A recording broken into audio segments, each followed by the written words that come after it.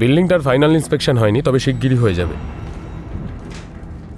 উপর থেকেও দেখতে খুবই সুন্দর লাগে, একদম অসাধারণ। সকলে নিচু হও।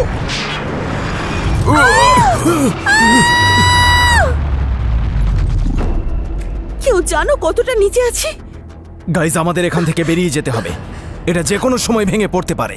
হ্যালো, কেউ শুনতে পাচ্ছেন? হেল্প! কেউ কি শুনতে পাচ্ছেন? এখানে কি হচ্ছে? এখানে কিছু গন্ডগোল আছে।